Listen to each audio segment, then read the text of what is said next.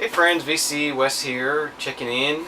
Uh, we're just drinking some Coke Zero Vanilla today. I gotta go to work here in a few minutes, so that's all we're drinking now. I'm gonna give this a 7 out of 10. Tastes good, it doesn't make me fat, but chemicals in it are probably gonna kill me, so 7 out of 10. Alright. So now we are on Vinyl Survivor number 12. This is a series where I tell you what I've been listening to lately, what I've gone through as far as what I bought, and what I'm deciding to keep, what I liked, what I didn't like, and just hopefully turning you on to something you might find interesting. So let's go ahead and get into this. I want to keep this one maybe a little shorter than the last one. They get long sometimes, and I try to do these frequently, but just seem to plow through a lot of music, and then I realize, oh shit, I got a lot of vinyl here to go through. So anyway, this is the only thing that didn't make it out of this stack. It's Diana Ross's Last Time I Saw Him. It's just okay. I'm not really much of a Diana Ross fan. I like her okay. I don't despise her or anything, but this one just didn't do anything for me. So that one didn't make it. That was the one that didn't make it. So moving on to the stuff that did make it. First thing here we got is Harry Nilsson. It's Nilsson Schmilsson, which is a very popular one in the VC. It's pretty good. Lime in the Coconut is always a fun song and kind of interesting. But yeah, I like this enough to keep it. I don't love it. It's not, it didn't blow my socks off or anything, but it's a good album. It's a fun one to have. Next thing we got here is Eric Anderson, More Hits from Tin Can Alley on Vanguard. Kind of folky. He's a young guy, so it's more youthful type stuff. A lot of sort of love kind of songs and heartbreak and typical young adult sort of kind of stuff. But I enjoyed this a lot. Pretty good stuff. Alrighty, next thing we got here is the soundtrack to Who's That Girl, featuring Madonna. Of course, the title track is a well-known Madonna song. There was some interesting stuff on here. Club Nouveau got a song on here, Scritti Politti. Kind of a cool, just 80s soundtrack. I love the 80s, and soundtracks are a lot of fun. And I don't think I've ever actually seen this movie. I don't know. I would imagine it's probably not very good, but it's a fun soundtrack, and I enjoyed hearing it. Next thing we got here is the English Beat, or the Beat, or whatever you want to call them. This is Special Beat Service. I think this was their last album, but this has Save It for Later on here. And I guess supposedly Rotating Head was somewhat of a hit, even though I didn't really remember it at all. But yeah, just some good sort of ska, early 80s ska kind of stuff. Cool stuff. Enjoy listening to this every now and then, and yeah, this is a fun one. Let's check it out. Next thing we got is John Fogerty's Self-Titled. It's on Asylum Records. And yeah, I mean, if you love CCR, then this is gonna be right up your alley. It's basically CCR without the other members of the group. I mean, it has that sort of same sound to it, but a little bit different. Maybe if you're tired of hearing the same CCR stuff over and over again, this is a little bit different. Pretty good. Next up, we got Al Green's Call Me on High Records. Definitely a classic Al Green album. Pulled this out of a Goodwill a couple years ago. Really, really clean, nice copy, so it was awesome to find this. There's another Al Green in here that I found at the same time. That was a pretty big find for me. So yeah, definitely, I mean, it's Al Green. We all love Al Green. Great stuff. Next up, we got the Jacksons, Destiny. I believe this is from 78. Yeah, 78. This played a lot for me like a Michael Jackson album. I mean, it wasn't much. It was just pretty much all Michael. I guess that was typical for the Jacksons, but yeah, this was like a Michael Jackson album to me. So if you're a Michael fan and you don't have this, go ahead and get it. And this is the other Al Green album that came out of Goodwill. So Let's Stay Together. It's probably his most well-known classic. Great album. Next one is one I recently purchased, but I didn't even get a chance to show it in an inbox. Cleaned it and listened to it. This is Toccata and Fugue, I guess is how it's pronounced. I'm not sure exactly. It's organ music written by Bach. You know, it's got that. It's the that's Toccata Fugue in D minor is the name of that. But I just love organ music. And back when I was younger and my parents forced me to go to church, that was the only thing I really enjoyed about church, is that I would get to hear the organ.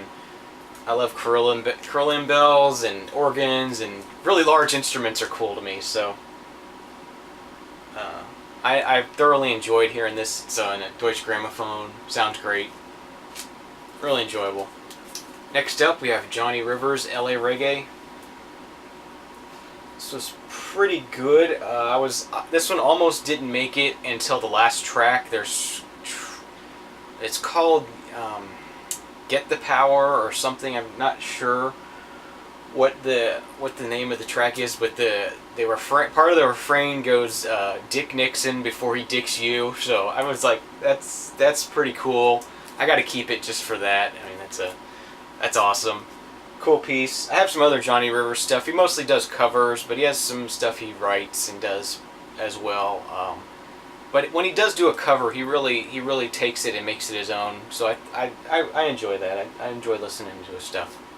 All right, next up is a promo copy of the Dangerous Minds soundtrack. So there's not really much to show here. It's in a generic sleeve, but just a cool piece I bought years and years and years ago, back when it was pretty much new, and I just picked it up because I thought it was a cool piece. Next up is another new one that I haven't had a chance to put in an inbox, but my first ever order from Pop Market. This was the Jimmy Fallon Blow Your Pants Off. And actually, let me go grab the rest of this package. I forgot that there's more to this. Okay, so the Jimmy Fallon Blow Your Pants Off album also came with this book, Thank You Notes 2. Kind of just one of those funny, quick read picture comedy books that late night hosts tend to put together. That was cool, but the one neat thing that this came with was an autographed card from Jimmy. It was pretty cool. This is number 121 out of 300. So I guess they did 300 of these on Pop Market. But it was just a deal I happened to catch, and I'd heard some of the songs before. I mean, he does Neil Young. He plays Neil Young singing Fresh Prince of Bel-Air. What's another one? Does another one where Neil Young sings Whip My Hair Back and Forth by Will Smith's daughter. I can't think of her name right now. Brian Williams slow jamming the news. The Doors singing Reading Rainbow. Just some really funny stuff. Like I said, there's no real reason to have this on vinyl, but it was a cool package. Like you said, the autograph and everything made it cool, and it wasn't very expensive. My favorite song on here is called T Bowie. Take David Bowie's Ziggy Stardust and write a song about Tim Tebow. I hope it's on YouTube somewhere. Go check it out. It's hilarious. But yeah, Jimmy Fallon, Blow Your Pants Off. Next up is a classic, another one of the reissues. This is Jimi Hendrix Axis Bold as Love. Classic, we all know. Wonderful RTI pressings with the book and everything, and these just sound amazing, and I'm just going to be collecting these rather than the originals. I actually just ordered 2 more this weekend, so still trying to finish off that collection, but these are really reasonably priced and they sound amazing, and just love having them. Okay, next up we got Stevie Wonder in Square Circle. This is from '84, I believe, '85. Definitely '80s Stevie. There's a lot of synthesizers and stuff, and a lot of interesting stuff in here. It says Part-Time Lover on here. Good album, enjoyed it a lot.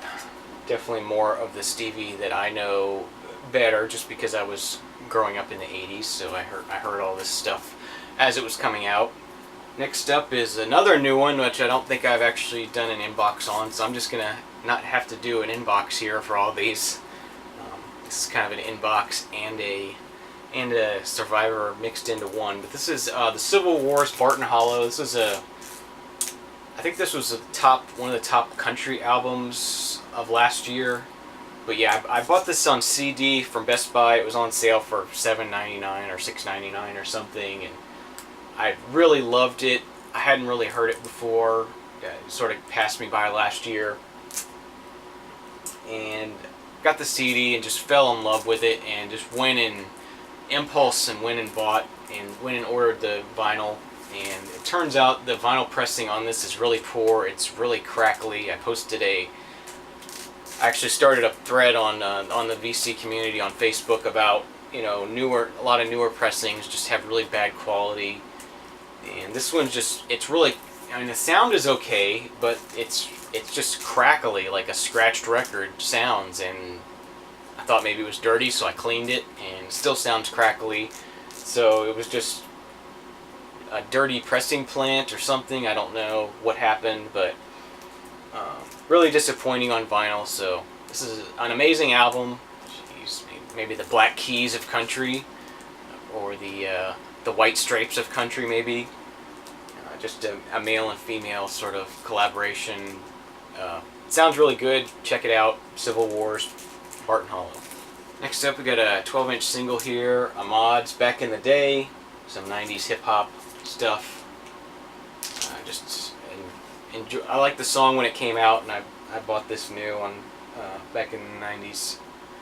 Just now getting around to sort of cleaning it and adding it to the collection, doing the digitizing thing.